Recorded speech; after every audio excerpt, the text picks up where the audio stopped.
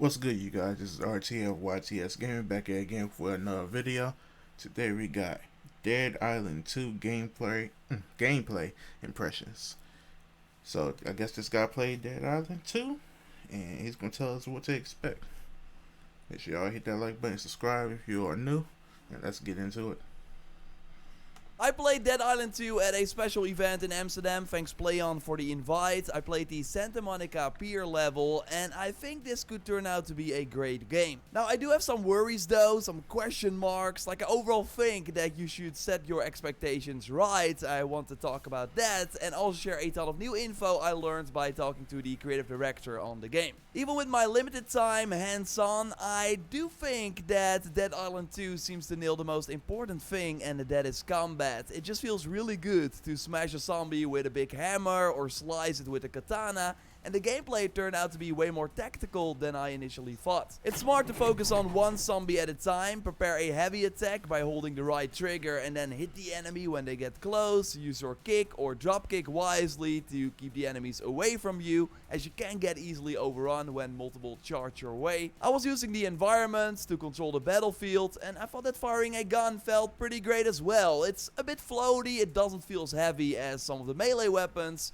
but I still like the idea that you have to find the right moment to use these guns because the ammo is limited. So I really focused on headshots and only really used a gun when it was needed. Godfruit asked in the comments under my recent video if it was possible to have a build where you can only use firearms, so I asked the creative director. And the short answer is no. We should really see these guns as just an extra tactical option, but melee weapons are still the most powerful. We got 8 slots in our weapon wheel, and the creative director mostly had 3 or 4 of them as guns.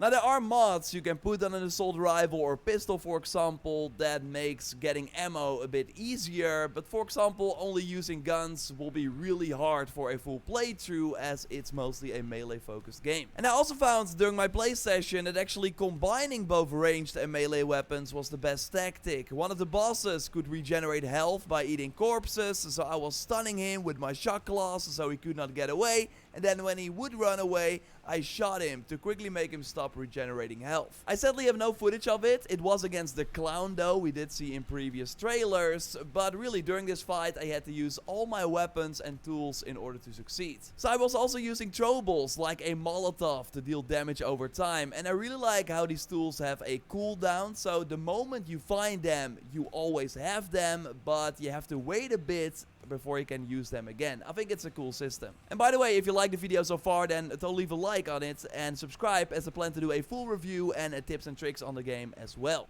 I was also switching a lot between the skill cards already, especially the abilities are really impactful, so you can choose to either have a dodge or a block, but you cannot have both of them at the same time. The ground pound is an ability, or the sort of slap that we also saw in trailers. I got to see some of the survivor cards that made the ability stronger, like giving health back after doing a certain skill, while the Slayer cards were mostly passive bonuses, like giving a small damage boost when low health, or after hitting an enemy with a ranged weapon. And these cards would also just randomly drop from enemies, so I was always like looking around on the ground to see if I got something new. Weapons can drop here as well. I actually found a rival this way, so yeah, there seems to be quite some impactful loot. Some cards have this icon, so this means that they are extra strong, but also fill your autophage bar, which means that you become more of a zombie, so also get debuffs, like a decrease to your health, or it lets you take damage over time. So it's up to you if you think it's worth it. And while I did not try the Newman cards, I did learn way more about those as well. So the story is of course that you get bitten at the start of the game, and then slowly as the game goes on, you become more infected.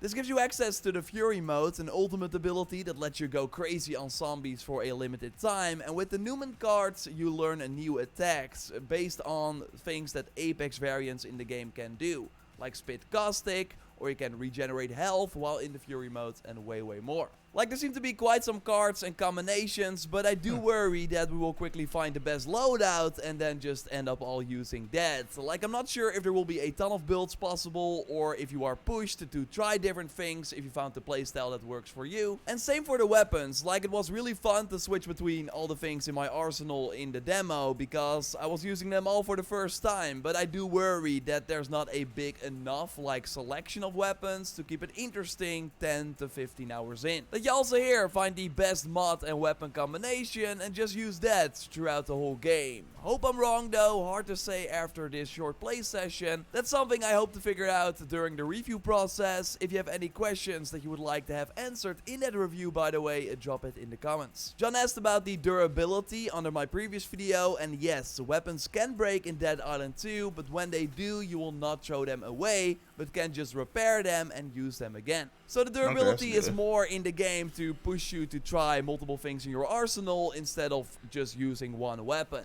Conrad asked if there will be an end game, and I learned that there will be side missions that unlock after finishing the main story. So as you might already know, Dead Island 2 is not fully open world, but there are 10 or so locations that you go through during the story, and you can then also go back to these locations later on as well, and then pick a different time of day. So the story mission is always either during night or day or dawn or dusk, but then when you return, you can choose a different time of day, which also impacts the zombies that roam the street. So how the enemy variety works is that for one, all the zombies will look different depending on the location you are in, which I really like, but also that you will encounter one of the Apex variants as a boss first, and after you defeat them, they will also roam the streets. So they can encounter them in new locations or the places you've already been to before, making them more challenging when you return. And these locations seem pretty sizable. I could still look at the map. There were familiar question marks for optional locations you can choose to explore if you want,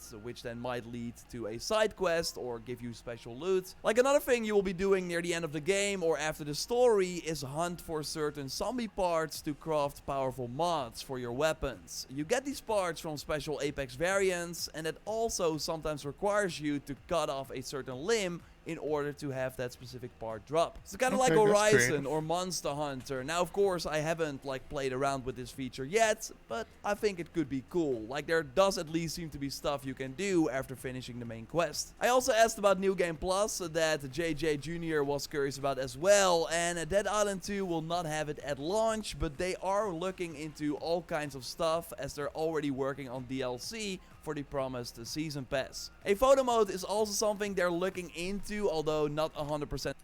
The fact that they're already working on DLC, I'm liking that. I'm liking what I'm hearing so far. What about you guys? Let me know in the comment section. And confirmed that it will happen, with outfits being something they are really working on, so we should see that in the future, with potential crossovers being in the cards as well, probably similar to the Dead Island 2 crossover we now see in Saints Row, so we should totally expect some post-launch updates for the game. One of the biggest critiques I've seen from people, and that I also agree with after having played it myself, is the amount of times your character talks and gives snarky remarks based on the things that are happening. The Halperin Hotel.